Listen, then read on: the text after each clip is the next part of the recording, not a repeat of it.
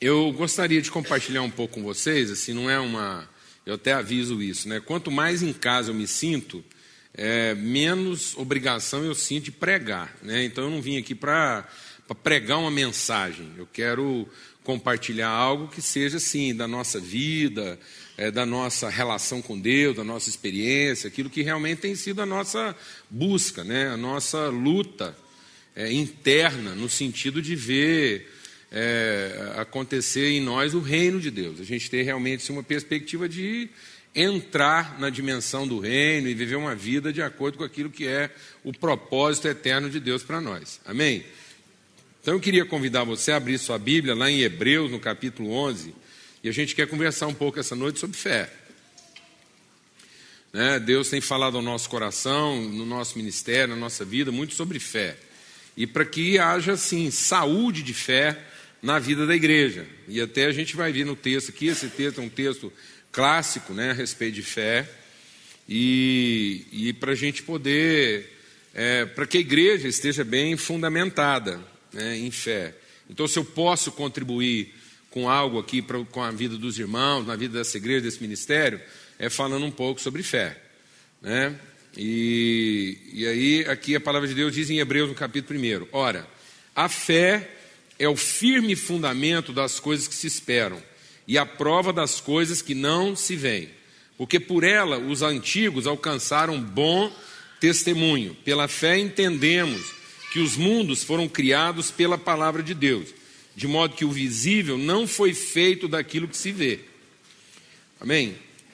Pela fé, Abel ofereceu a Deus mais excelente sacrifício que Caim, pelo qual alcançou testemunho do que era justo, dando Deus testemunho das suas oferendas, e por meio dela, depois de morto, ainda fala.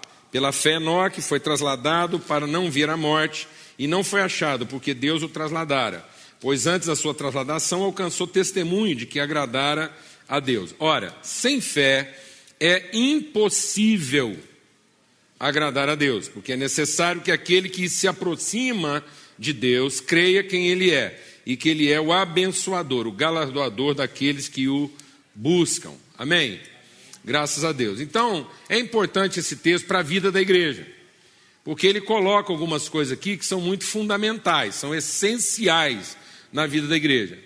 A nossa vida como homem e mulher de Deus, ela não se baseia naquilo que são os aspectos objetivos da nossa vida. Ela se fundamenta naquilo que são os aspectos subjetivos da nossa vida. O que quer dizer isso? Quer dizer que hoje, muitas vezes, os cristãos estão focando, né, a sua espiritualidade naquilo que é o comportamento, naquilo que são as estruturas, naquilo que são os métodos, naquilo que são as estratégias. Então, muitas vezes, a gente acha que uma vida bem-sucedida é aquela vida que encontrou a receita certa, da prática, do método, do endereço, da rotina. E, na verdade, Deus não olha para as nossas práticas, Deus não olha para a nossa metodologia, Deus não olha para a estrutura, né, organizacional da nossa vida, Ele olha para o nosso coração. Amém, amado?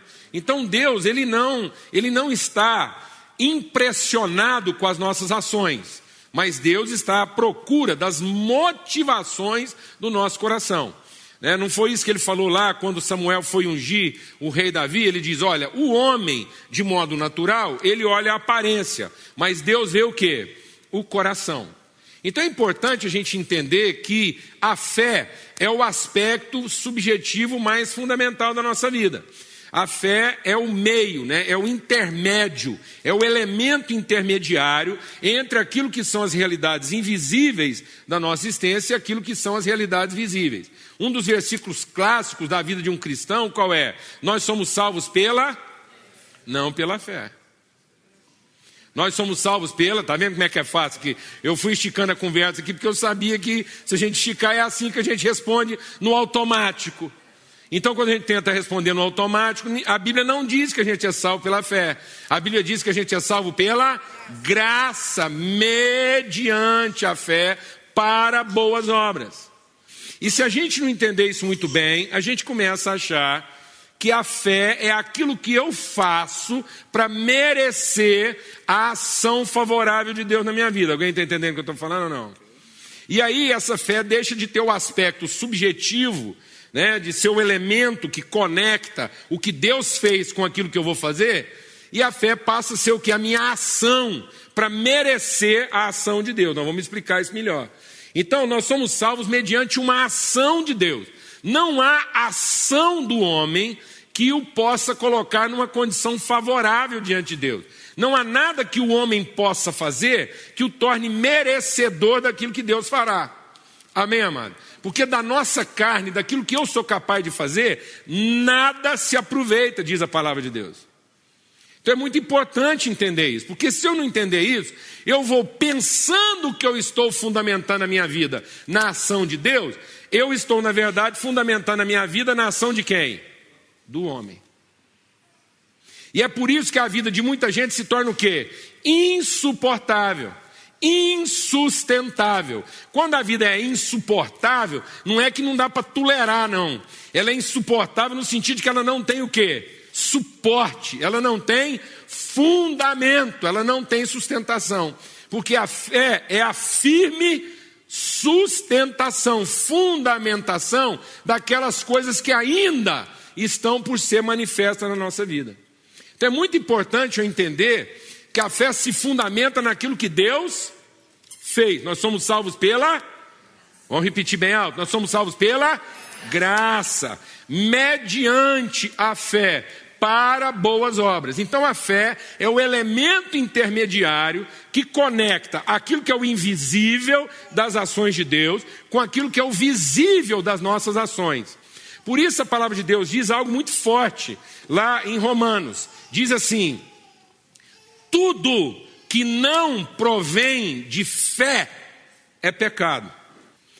Amém, amado? Eu vou fazer uma pergunta para você. Tudo que é errado é pecado? O que você acha? Tudo que é errado é pecado? É? Escrever borracha com X é pecado? Não, está errado, mas não é pecado. Escrever borracha com X não é pecado, só está errado. Amém, mano? Então nem tudo que é errado é pecado. E nem tudo que é certo é santo. Amém, mano? Glória a Deus. Por isso tem muita gente se contentando em fazer a coisa certa. Mas às vezes ele está fazendo a coisa certa pelo motivo errado.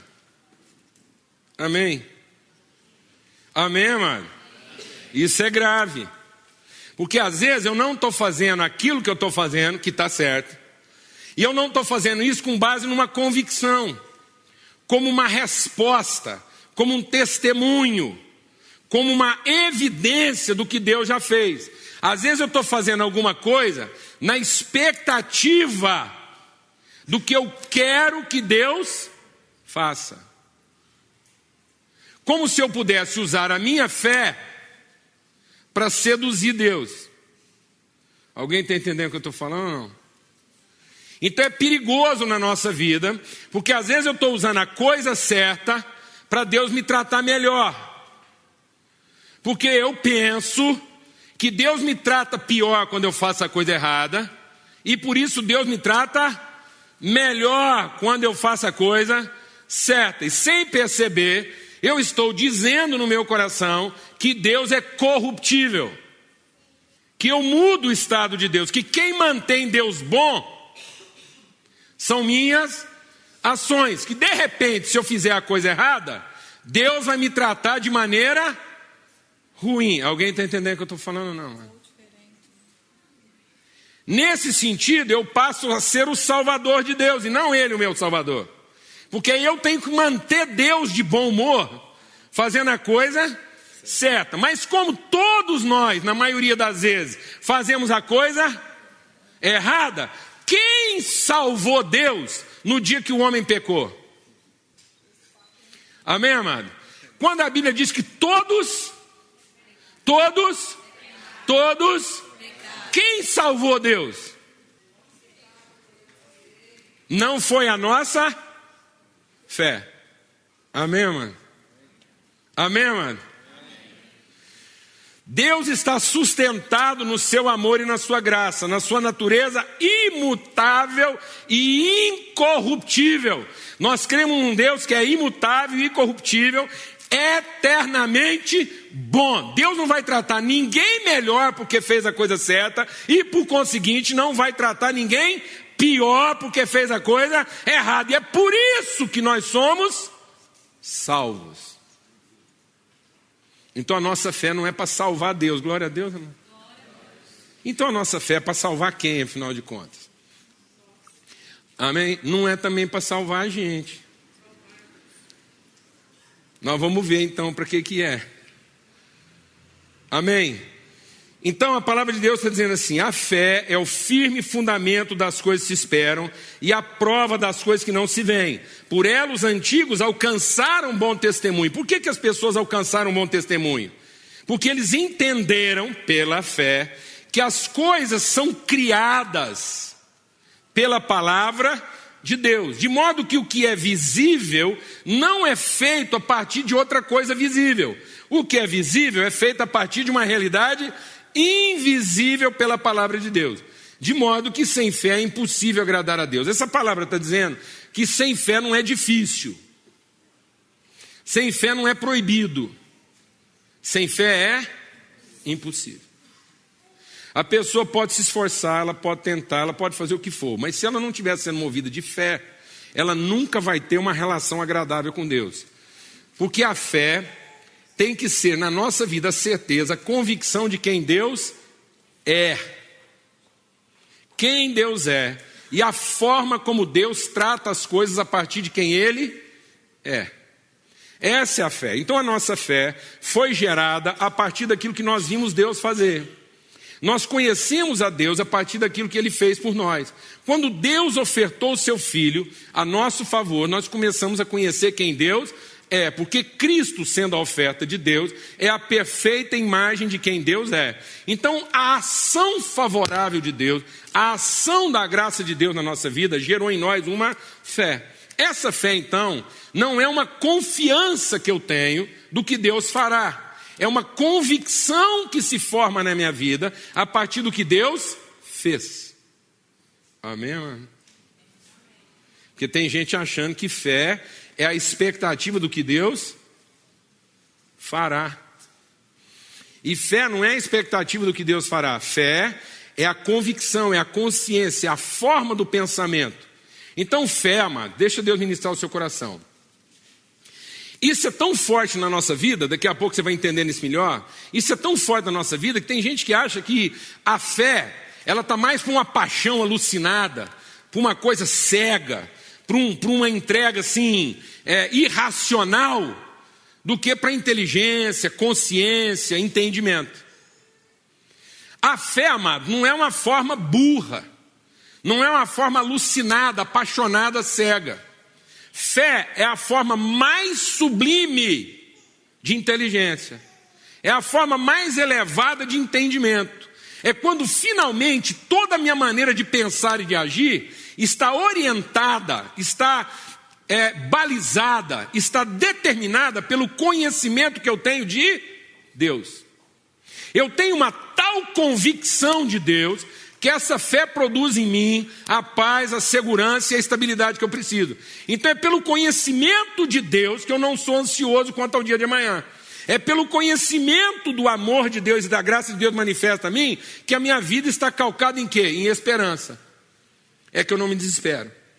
Então muitas pessoas, por não entender isso, estão confundindo fé com uma devoção muito forte. Então muitas vezes as igrejas hoje estão cheias de devoção, cheias de paixão por Deus, cheias de expectativa do que Deus fará, mas não nenhum conhecimento. Isso é tão forte que a palavra de Deus diz nos profetas o seguinte: por acaso, quando o Filho do Homem vier na sua volta, encontrará o quê? Fé na terra? Então presta atenção no que Deus está falando aqui. Os templos hoje estão se enchendo, as religiões estão se multiplicando. Para formar uma grande religião, para ter uma multidão de pessoas numa reunião religiosa, não é preciso fé.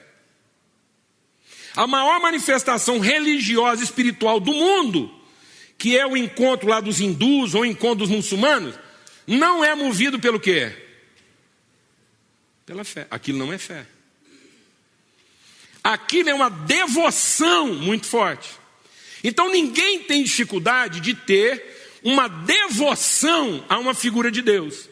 Todo homem imagina uma figura de Deus e é devoto dessa figura, e a ideia que esse homem tem é todo tipo de culto e oferta e rito religioso que ele precisa fazer para controlar o poder do Deus que ele é devoto. Então o que muita gente está achando que é fé, não é fé. É um esforço de tentar controlar Deus. Alguém está entendendo o que eu estou falando ou não? Mano? Eu vou falar duas palavras para você aqui agora. E você vai me responder rapidamente qual dessas duas palavras você identifica com fé. Só para a gente fazer um teste. Eu falo as duas palavras e você responde rapidamente. Qual dessas duas palavras lembra fé para você? Confiança e conhecimento. A tendência da gente é achar o quê? Confiança. Por que é muito difícil para as pessoas ter confiança em Deus? Porque elas estão tentando confiar num Deus que elas não conhecem, mas que elas sabem que é Deus. Então funciona mais ou menos assim. Às vezes alguns cultos nossos, às vezes algumas reuniões nossas começam, presta atenção no que eu vou falar. Algumas reuniões nossas começam como se a única parte não convertida do culto fosse quem? Fala para mim, mano. Qual é a última parte que vai se converter no nosso culto? Pode falar a verdade. Deus. Porque a gente está reunido aqui mais ou menos assim. Quem pode, parece que não quer. E quem quer, tem certeza que não pode. Então o que é a nossa devoção religiosa? É fazer tudo o que nós podemos, de acordo com aquele que pode, mas não quer, para ver se no fim, quem pode e não quer, acaba fazendo aquilo que quem quer não pode. Sim ou não, mano? Mano. A gente canta para ver se Deus converte. Então a gente vai cantar tudo que Deus quer, tudo que Ele gosta, vai cantar uns hinos assim ungidos, para ver se no final do culto Deus está tão quebrantado, tão sensibilizado com a nossa realidade, tão convertido com a nossa necessidade, porque nós já sabemos. Quem é que não sabe aqui o que Deus tem que fazer lá em casa? Alguém aqui veio para cá com dúvida do que falta Deus fazer lá na sua casa? Quando você olha para sua mulherzinha, você tem dúvida do que você queria que Deus fizesse? Quem é que parece que ainda não entendeu o que tem que ser feito lá em casa? Fala para mim. Quando você olha para esse maridinho seu assim, meia boca, você tem dúvida do que está faltando Deus operar na vida dele para sua vida ser feliz? Você tem dúvida, irmão? Parece que as irmãs da igreja já entenderam quando você compartilha lá no círculo de oração? Elas estão, o que é isso? Elas estão solidárias, amém, mano? Pastor da igreja está na intercessão, já fizeram uma campanha de jejum, já foram para o monte. Quem é que ainda não se convenceu, amado? E que tem todo o poder para mudar isso do dia para a noite? O que está faltando, gente? Está faltando só mais um sacrifício, mais uma oferta, mais uma música boa, mais uma oração ungida para tocar o coração de Deus, para ver se ele finalmente se converte e libera o poder. Eu vou contar uma coisa para vocês aqui, vocês vão achar que é piada. Mas infelizmente isso é caso verídico. A irmã na reunião de oração, no fervor, Deus de misericórdia, libera a bênção, Deus.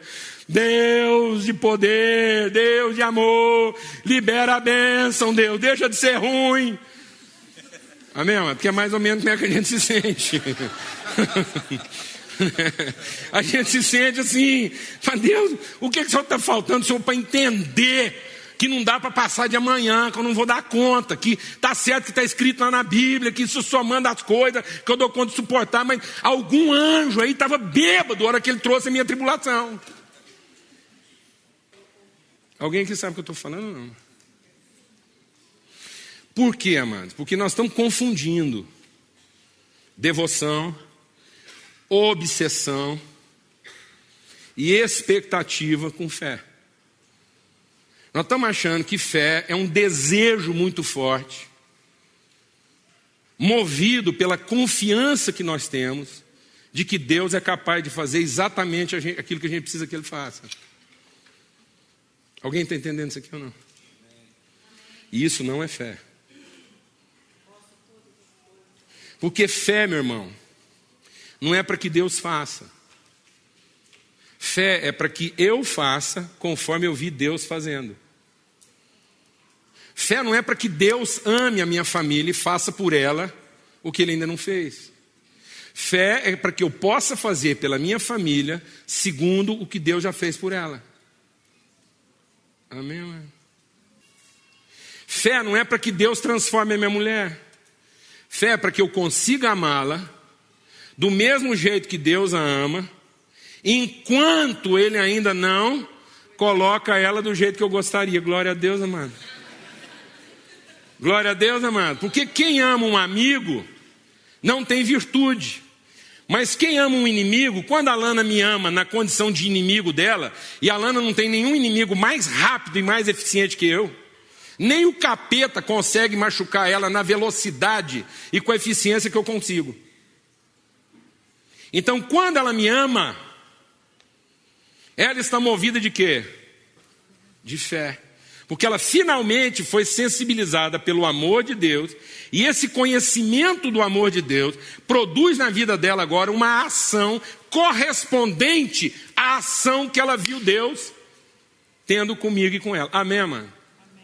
Então a fé, deixa Deus ministrar o seu coração, a fé não move a mão de Deus. Se Deus dependesse da nossa fé para mover a mão dele, ele era tetraplégico, ele não fazia nada. Se a fé movesse a mão de Deus, deixa Deus ministrar o seu coração. Se a fé movesse a mão de Deus, quando Jesus chamou Pedro para andar sobre as águas, e Pedro veio andando, e no meio do caminho ele duvidou, quem tinha que afundar era Jesus. Amém, mano? Então a fé não é para eu ver Jesus andando nas águas.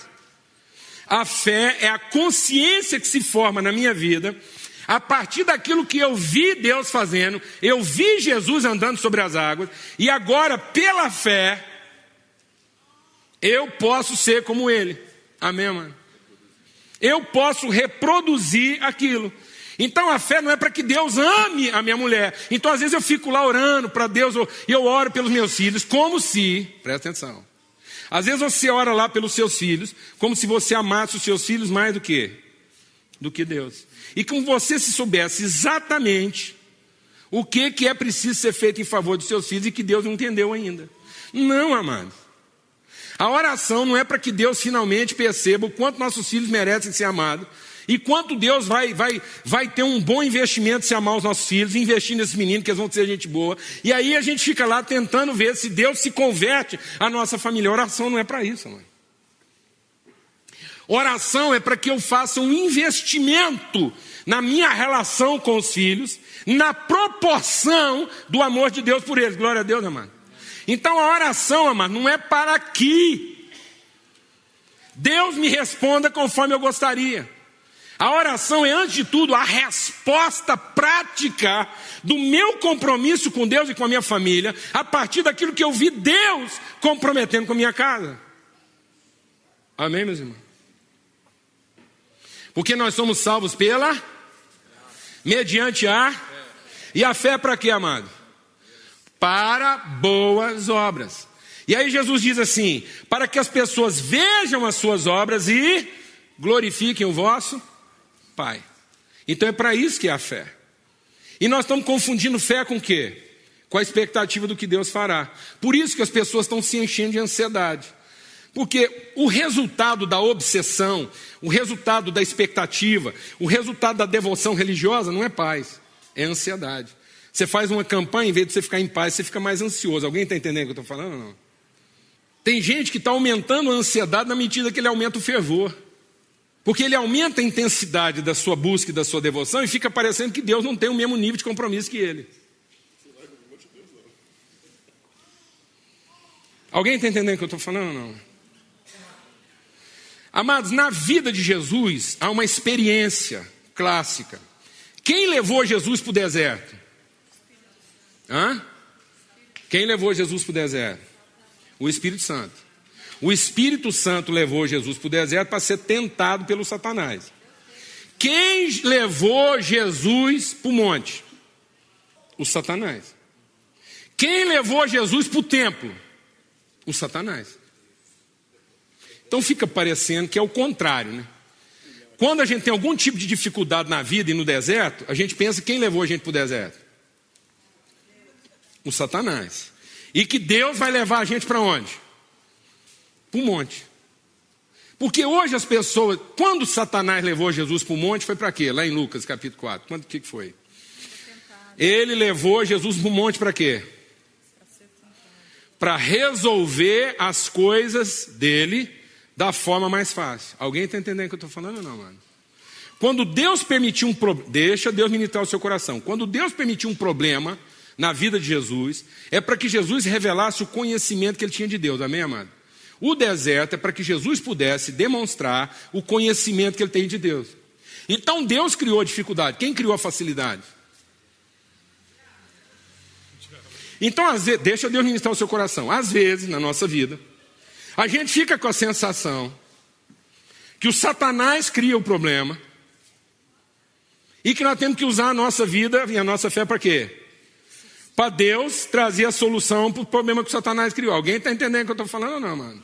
Engraçado que na vida de Jesus foi o contrário. Deus criou o problema. Amém, mano? Amém, mano? E quem propôs a solução, faça, mano. Quem veio para facilitar? Então presta atenção, cuidado, porque às vezes você está achando que o Satanás veio para dificultar a sua vida. E ele não veio para dificultar a sua vida, ele veio para responder suas orações de forma fácil. De modo que a sua paixão seja satisfeita, mas a sua fé não seja fortalecida. Então tem muitas pessoas pedindo soluções que só o diabo para te dar o que você está pedindo. Porque isso vai responder ao seu conforto, ao seu aborrecimento, mas não vai fortalecer a sua fé. Porque não vai melhorar o seu conhecimento de Deus. Alguém está entendendo o que eu estou falando ou não, mano? Porque o diabo veio propor para Jesus o quê? Use o seu poder para resolver o seu problema de maneira mais rápida. Pede para mim e eu te dou tudo o que esse mundo pode oferecer. E arruma uma situação difícil na sua vida, porque depois você vai dar ordem para os anjos e eles vão resolver esse problema para você. Alguém está entendendo algum tipo de crente por aí? Que está achando que a fé é para quê? A fé, meu irmão, não é para que eu tenha soluções que eu gostaria. A fé é para que eu enfrente as dificuldades de maneira própria, como Jesus enfrentaria. Dependendo do seu conhecimento de quem? De Deus. Lá no deserto, Jesus diz que a vida do cristão não se baseia naquilo que ele tem para dizer para Deus. Lá no deserto, Jesus diz que todas as soluções na vida do crente estão baseadas naquilo que Deus tem para dizer para ele. A cura da nossa vida não está naquilo que nós temos para falar para Deus. A cura da nossa vida está naquilo que nós finalmente sentamos para ouvir de Deus. Imagina que Deus viesse aqui hoje marcar consulta.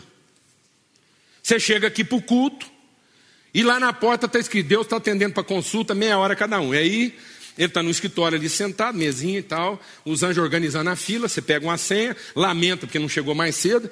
E aí, o pessoal fala assim, ó, Deus está ali marcando consulta, ele vai atender um por um, meia hora. Você vai ter meia hora para falar com Deus assim, só você e ele, é o seu momento com ele. Está aqui um bloco e uma caneta. Seja honesto. Se você recebesse um bloco e uma caneta, para ter meia hora com Deus exclusivo, só você para falar com ele, sabendo que não tem ninguém mais na fila, vocês dois trancados numa sala.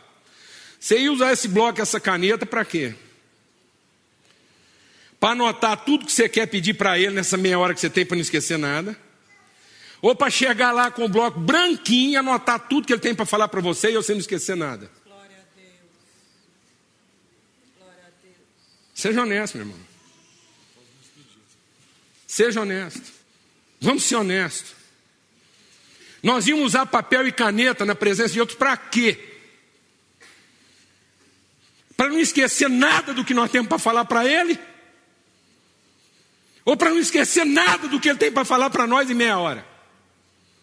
E o que é fé, meu irmão? A fé é a paixão com que eu anoto meus pedidos, para não esquecer nada do que eu quero falar com Deus. Ou a firme convicção de que eu sei exatamente, que Deus sabe tudo que eu preciso, eu não preciso repetir nada para Ele. Ele é um pai que cuida de mim, Ele conhece meu coração, Ele não vai esquecer nada, eu é que não quero esquecer o que Ele tem para me falar nessa meia hora. O que você acha que traduz a nossa fé, mano? E aí, o que nós estamos chamando de fé? Por que nós estamos ficando tão apaixonados e pouco eficazes?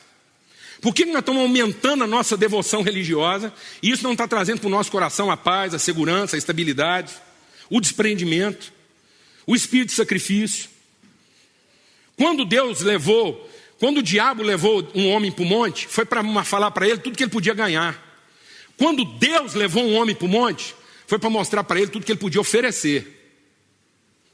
Porque a fé não é para garantir o que eu quero ganhar. A fé é para ter segurança de repartir o que eu já recebi. Ninguém precisa de fé para ganhar alguma coisa.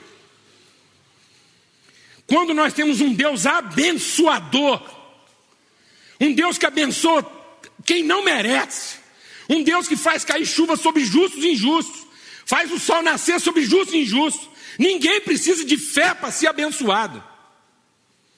A bênção não é resultado da minha fé. A fé que é resultado da consciência do Deus abençoador que eu tenho. Ninguém precisa de fé para receber alguma coisa de Deus.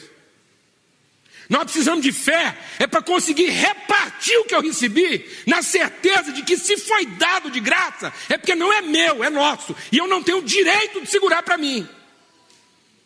E como as pessoas estão ficando devotas e apaixonadas por Deus, na expectativa do que Ele vai fazer por elas, e que no fim Deus acaba fazendo para remunerar o esforço delas. Quando elas finalmente recebem, elas recebem como se fosse coisa sua. E ainda tem coragem de falar que elas só estão sendo abençoadas por quê? Fala para mim, mano. Fala para mim, mano. Tem coragem de falar que estão sendo abençoadas porque pagaram o preço. Isso é uma vergonha para a nossa vida. É por isso que as pessoas não estão sendo transformadas como podiam.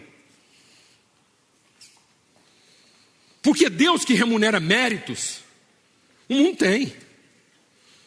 A grande novidade revelada por Cristo Jesus, o diferencial do Deus que nós cremos, o que Cristo veio revelar para nós, amados, é que Deus não era Deus de barganha nem de negócio. A grande novidade, é por isso que Ele pagou com a vida, é que Cristo veio revelar que Deus é o nosso Pai. É isso que o Espírito testifica no nosso espírito. Ele não é Deus que remunera nossos esforços. Ele é o Deus que nos trata como filhos. E uma vez que Ele nos trata como filhos, Ele já nos abençoou. E nós o representamos na terra. De modo que nós não representamos o Deus que finalmente remunerou meus esforços. De modo que eu merecesse a bênção que eu tenho. Eu represento Deus na terra como aquele que abençoa até quem não merece. De modo que a minha fé não é para receber. Alguém aqui está com sede? Quem está? Está, irmã? Você quer ver um milagre aqui? Quem quer ver um milagre aqui essa noite? Um milagre. Milagre mesmo. Do céu. Tem que aplaudir Jesus. Vem cá, irmã. Você não estava nem contando com essa, né? Não. Pois é, pode tomar. Tá boa. Aí, tá vendo? Tá vendo o que é a fé? Mal repartir, já estou recebendo multiplicado aí, ó. Amém. Amém? Tá boa? Tá ótimo. Pode ficar para você. Obrigada. Glória a Deus. Por que o povo fala assim, nós não estamos vendo milagre? Eu vou te falar por que nós não estamos vendo milagre. Porque você sabe quem são os maiores procuradores de milagre hoje em dia? Vou te falar. Os crentes. E milagre não é para crente, mano. Milagre é para nos curar da incredulidade. Porque tendo visto Deus fazer um milagre na nossa vida, agora nós somos o quê? Agente de milagre. Nós não somos mais os que recebem. Nós somos espírito vivificante. Nós somos os que abençoam. De modo que a fé na vida do cristão não é mais para ser abençoado. A fé é para ele ter coragem de repartir o que ele recebeu. Glória a Deus, amado. Porque Ele é administrador do que é nosso e não do que é meu. Mas quando eu tenho uma visão de mérito, que eu rezei, que eu fiz isso, que eu fiz campanha, então quando eu finalmente me apodero daquilo, aquilo é de quem, amados? É meu por direito. Por isso a palavra de Deus fala que nos últimos dias, essa crise de fé trabalha na proporcionalidade da iniquidade. E porque a iniquidade está multiplicando no mundo, o amor está se esfriando de quase todos os corações. E iniquidade, amado, não é maldade. Você sabe o que está aumentando no mundo? Não é gente ruim. Vou te falar o que está aumentando no mundo e por isso o amor está acabando. Você sabe por que o amor está acabando? Porque está aumentando o número de gente boa que merece alguma coisa. Você sabe por que um casal separa, mano? Vou explicar por quê. Porque um deles é bom o suficiente para largar aquela mulher que ele não merece. Alguém está entendendo o que eu estou falando ou não, mano? Então o casal não separa porque tem um que não presta. O casal separa porque tem um que é bom demais. Alguém está entendendo o que eu estou falando? Não, mano? Porque geralmente quem pede para separar não é a parte ruim. Quem pede para separar é a parte boa. Alguém está entendendo o que eu estou falando? Não. Não é? Porque ele é bom demais para merecer uma encrenca daquela. Ele tem que procurar uma coisa melhor, cuidar da vida dele, para ficar perdendo tempo com um estrupice desse. Porque quem se separa procura o quê, amado? Seu próprio interesse. Porque está movido de fé? Não, amado, porque está movido de paixão, de direito, de um pensamento muito favorável ao seu respeito, a ponto de achar que merece ser melhor tratado. Por isso que ninguém se ofende com o que as pessoas fazem de errado com ele. Você sabia que você não se ofende com o que as pessoas fazem de errado com você? Não é, mano. A gente não fica ofendido porque alguém fez alguma coisa errada com a gente. Porque se a gente fosse assim, essa pessoa tão sensível para coisa errada, a gente era sensível para os próprios erros, vivia de joelho, clamando misericórdia, misericórdia, misericórdia. Você sabe por que a gente é pessoa melindrosa, susceptível, ofende com qualquer coisa? Eu vou te explicar por quê. É porque a gente já faz a contabilidade e percebe que se dedicou, se esforçou, se empenhou, fez o melhor e o outro não está te tratando à altura. Então, no fim, a gente não se ressente do mal que o outro fez. A gente se ressente do fato que o bem que nós fizemos não está sendo remunerado como a gente merece. Então, ninguém fica magoado porque o outro é ruim. Todo mundo fica magoado porque se acha bom. E é porque a gente se acha bom e merecedor de alguma coisa que o amor está esfriando. E à medida que o amor se está esfriando, nós não vamos achar mais o quê? Fé na terra. No entanto, nós vamos achar muito o quê? Devoção, muito fervor religioso, muita paixão.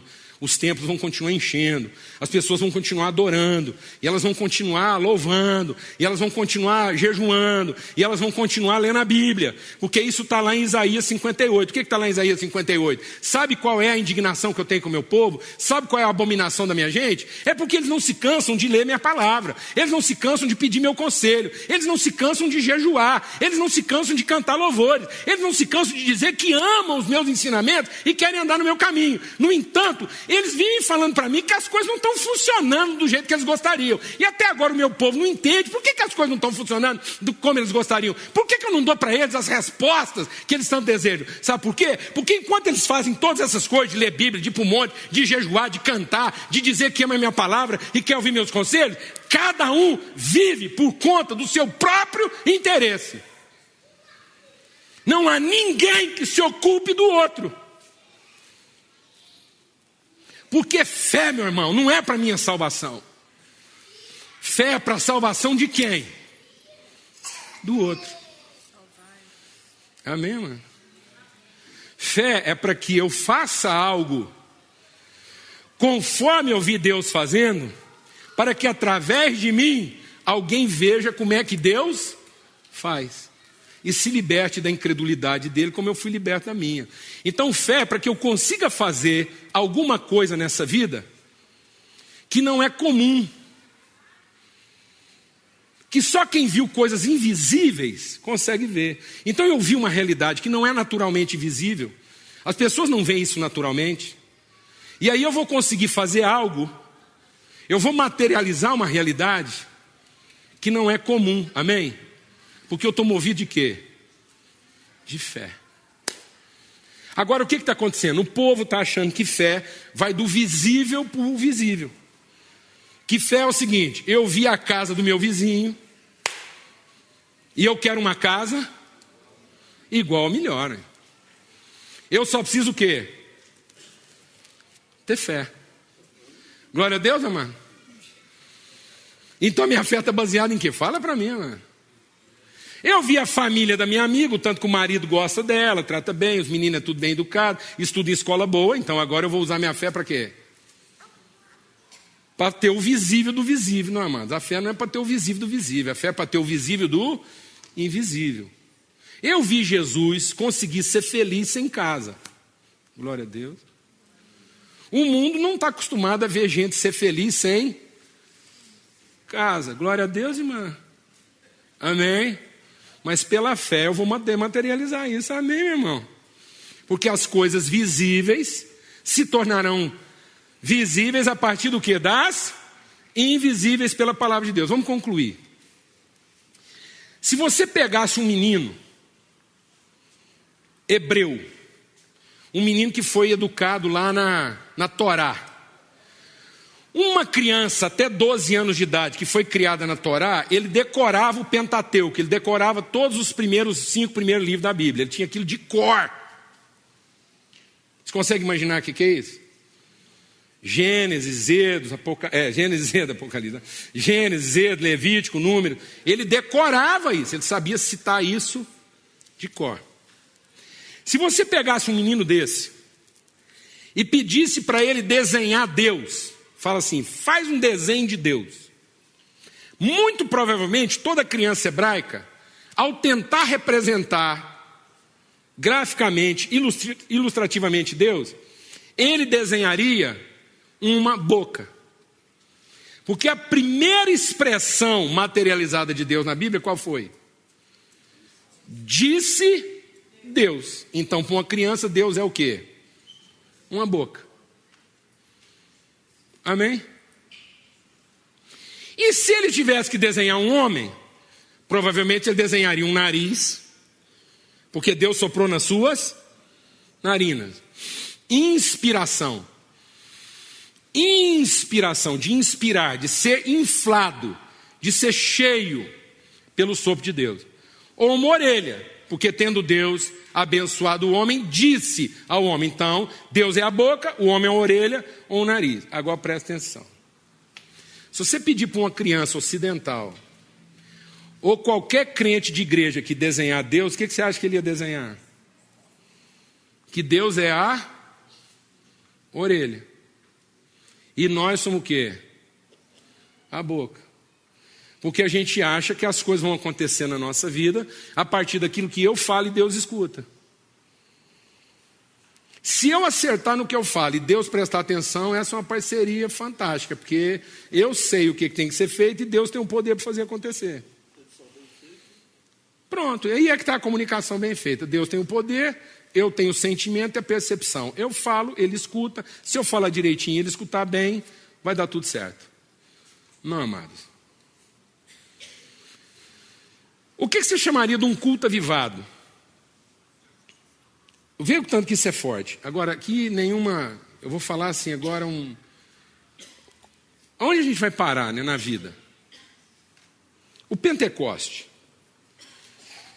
Todo mundo sabe da história do Pentecoste? O Espírito Santo, língua de fogo, cidade transformada.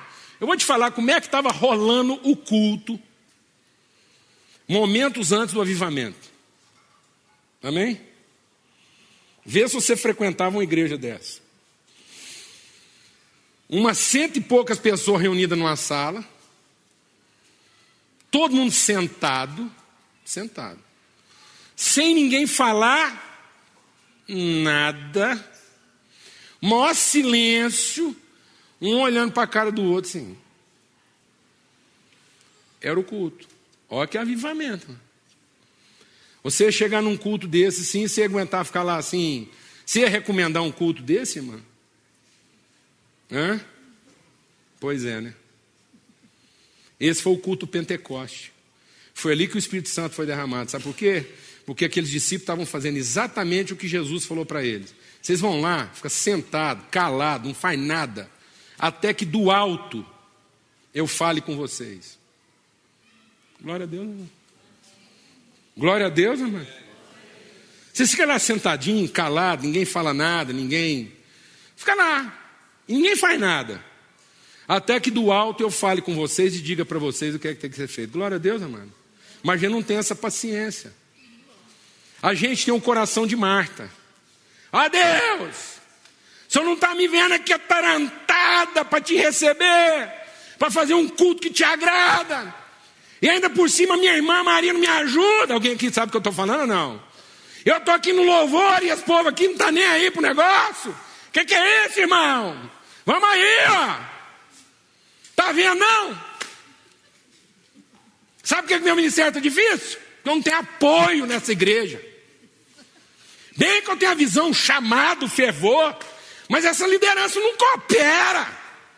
Você não está vendo isso não, Deus? O tanto que eu estou prejudicado nesse ministério. Você não vai ter dó de mim trazer um avivamento aqui não? Repreender minha irmã que fica aí sentada, não faz nada? Vê se você é crente. Não solta um pio, não dá um aleluia, um glória a Deus. Jesus falou para Marta: calma, Marta, você está preocupada com coisa demais. A sua irmã Maria escolheu a melhor parte, que é primeiro sentar e ficar ouvindo, antes de sair fazendo. Glória a Deus, não. Glória a Deus. Porque é quando eu sento para ouvir Deus que isso gera em mim o quê? Fé. Para que a hora que eu for fazer, eu não faça na expectativa de como é que Deus vai me recompensar.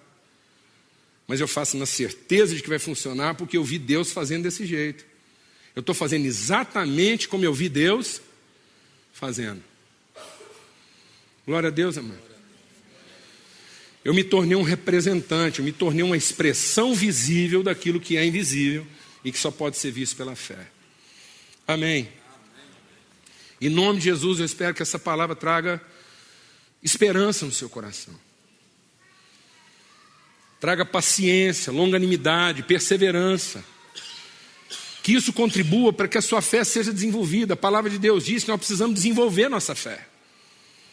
1 Pedro diz que nós temos que desenvolver nossa fé, nós temos que acrescentar nossa fé conhecimento, porque senão nós vamos ficar míope. Tem muita gente vivendo de uma fé que é só para levar ele para o céu. E ele não desenvolve a sua fé. E quando ele não desenvolve a sua fé, ele só enxerga o que qualquer um pode enxergar até sem fé. Então nós temos que amadurecer, nós temos que desenvolver, nós temos que acrescentar conhecimento, exercitar essa forma de entendimento. Fé é uma maneira de pensar. Fé é uma forma de consciência. Fé é um tipo de entendimento que se estabelece na nossa vida, a partir do conhecimento que nós temos de Deus. Fé é uma certeza inabalável e não uma expectativa muito forte. Fé é uma convicção muito firme e não um desejo muito ardente. Amém, amados? É a certeza de que nós estamos sustentados por Deus. De modo que agora a nossa fé contribua. Isso é tão forte na vida das pessoas que elas perderam o sentido da fé relacional. Tem muita gente achando que a fé é para salvar quem? A si mesmo. Sendo que na verdade a fé é para salvar quem, amado? Os outros, do mesmo jeito que eu fui salvo. Glória a Deus, amado. Por isso que o espírito da minha fé é crer e por isso falar. Isso é tão grave na vida da igreja, presta atenção, mano. Isso é tão grave na vida da igreja hoje, que nós pegamos um dos versículos mais clássicos de salvação e transformamos ele na coisa mais equivocada que a nossa fé podia absorver. A gente pega Romanos 10, que diz assim: a palavra está muito perto de ti, da tua boca e do teu coração. Se em teu coração creres e com a tua boca confessares, será salvo. Porque com o coração se crê para a justiça e com a boca se faz confissão para a salvação. Aí nós transformamos isso, que é um princípio, que é uma filosofia, isso é uma filosofia de vida. Nós transformamos isso numa metodologia de salvação. Presta atenção no crime que nós estamos cometendo. Aí a gente pega isso como metodologia de salvação. Nós não estamos interessados na relação e nem na consciência que vai se formar na pessoa.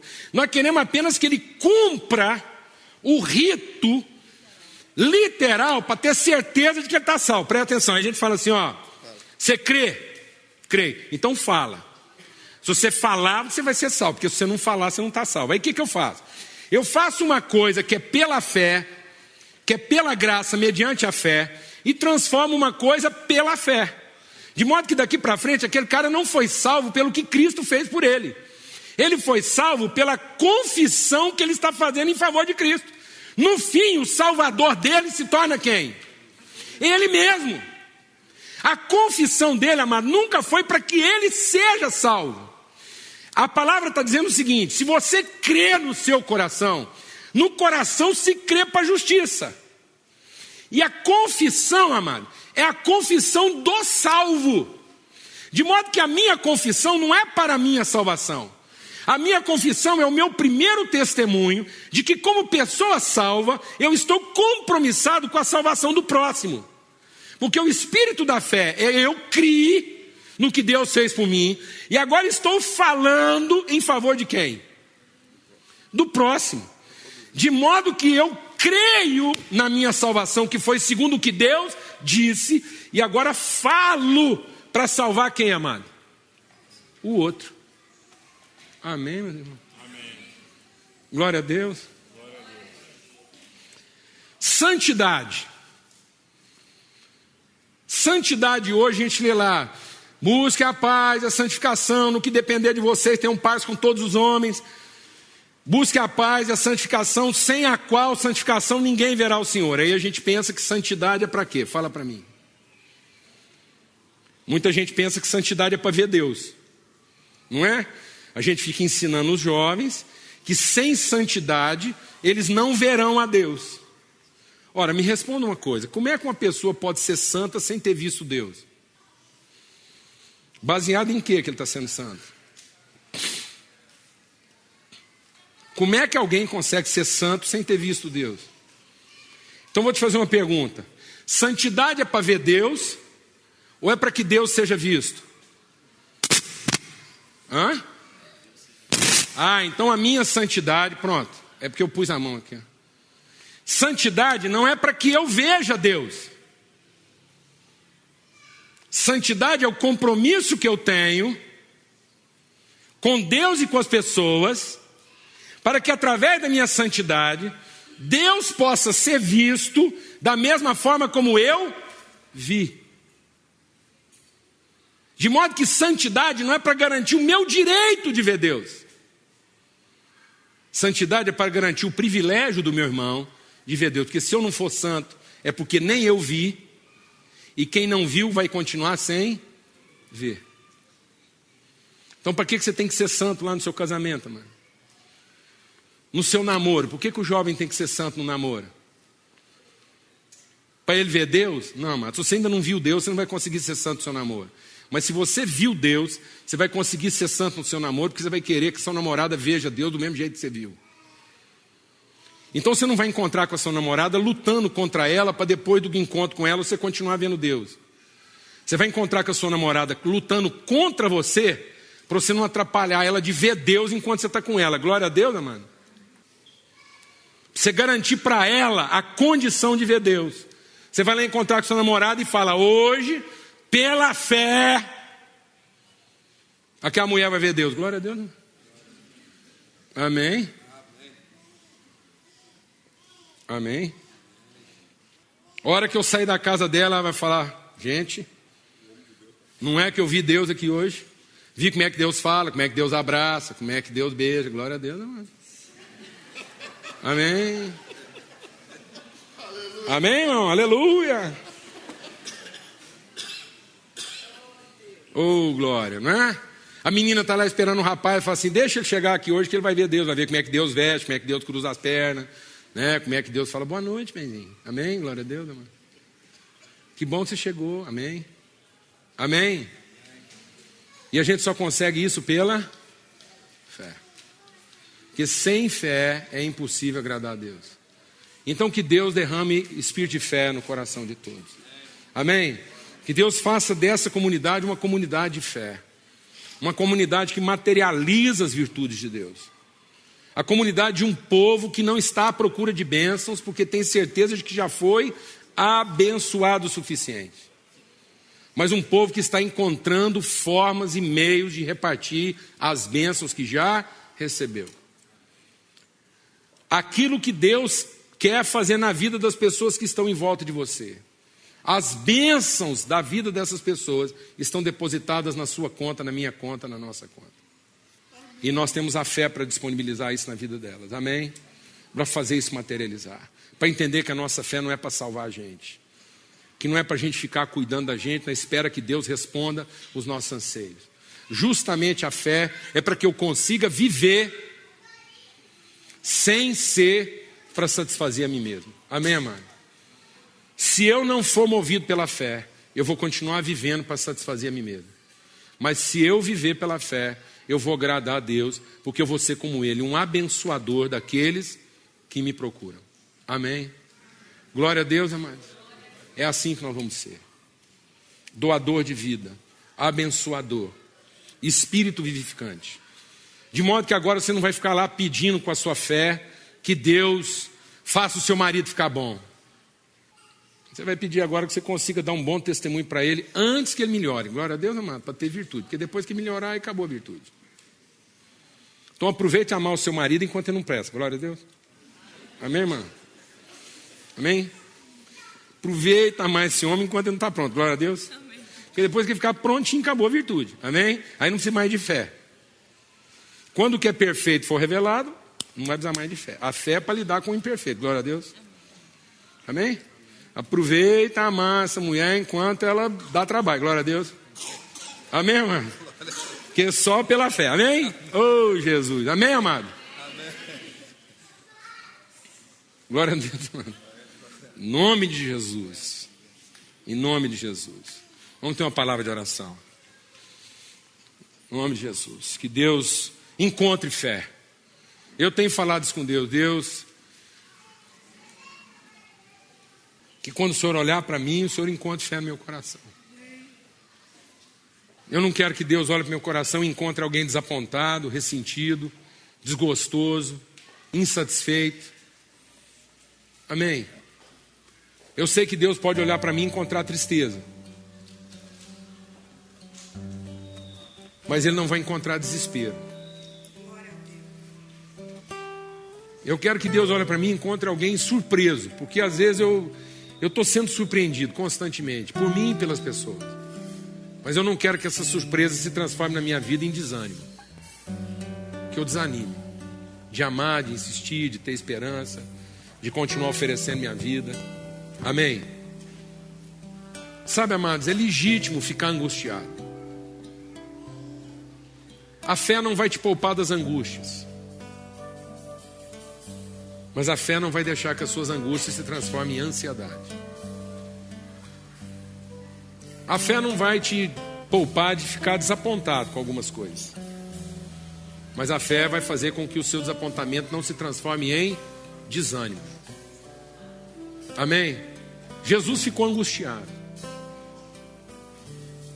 Jesus ficou triste quando foi lá encontrar com os discípulos dele e eles estavam dormindo e veio estar orando com ele. É ruim.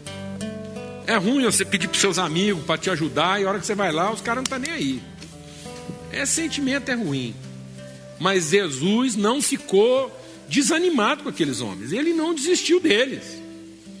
Amém? Ele ficou profundamente angustiado. Porque angustiado, mano, é a certeza de que vai ficar ruim. Angústia é o sentimento legítimo de quem está passando por um aperto e não está gostando. Mas isso não pode se transformar em ansiedade. A fé vai fazer você ficar angustiado sem ficar o quê? Ansioso. A fé vai proteger você de quando você for surpreendido por alguma coisa, você ficar o quê? Desanimado. Amém? A fé vai ajudar você para que quando você estiver sendo perseguido, enfrentado, sendo humilhado, você não vai ter a sensação de que isso vai acabar com você. Você sabe que você vai sair do outro lado. Glória a Deus, amado. Amém? É para isso que é a fé. A fé não é para nos proteger. Tem gente que acha que a fé é para proteger. Fala com Deus aí agora. Tem gente que acha que a fé é para proteger a gente de um casamento difícil. A gente acha que fé é para proteger os filhos da gente, para não ficar doente, não ser assaltado. A gente acha que a fé é para proteger a gente de ficar nervoso. Deixa Deus ministrar o seu coração.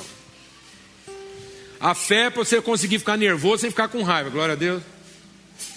Amém, mano? Você pode ficar nervoso no seu casamento. Você só não pode ficar o quê? Com raiva. Amém?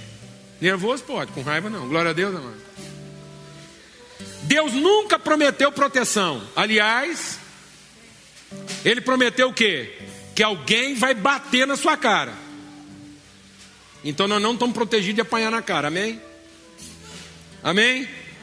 Crente não está protegido de apanhar na cara, mas está seguro que quando apanhar consegue oferecer a outra face para apanhar de novo. Glória a Deus. Amém? Então a gente não está protegido de tomar um tapa na cara, mas está seguro que isso não vai gerar em nós a mágoa. Nós conseguimos apanhar de novo. Glória a Deus, amado. Amém? É para a gente sofrer com segurança, amém? De que isso não vai fazer a gente desanimar. Vamos falar com Deus agora. Fala com Deus agora. Fala, Deus, renove em mim fé. Renove em mim fé. Em nome de Jesus. Fé é para quando a mulher crente apanha do marido ter coragem de denunciar ele para a polícia. Glória a Deus, não? Amém? Porque sabe que ele precisa de tratamento. E porque não tem medo de ficar sem ele. Glória a Deus, mano. Amém, mano? Aleluia. Em nome de Jesus, ele não tem medo das coisas. O perfeito amor lança fora todo o medo. Todo medo. A gente tem fé para enfrentar a vida como ela tem que ser enfrentada. Senhor, fala conosco aqui essa noite. Nós queremos ser homens e mulheres de fé. Gente que enfrenta a vida como ela tem que ser enfrentada. Gente que tem disposição para sofrer o que tem que ser sofrido. Mas com fé, com perseverança. Gente que atravessa pelo vale da sombra da morte na certeza que a tua vara e o teu cajado nos consolam.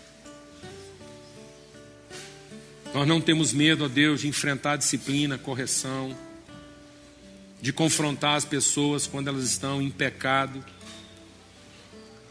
Nós não ficamos tentando, ó Deus, encobrir as coisas, mas nós cobrimos as pessoas com amor, ajudamos, socorremos.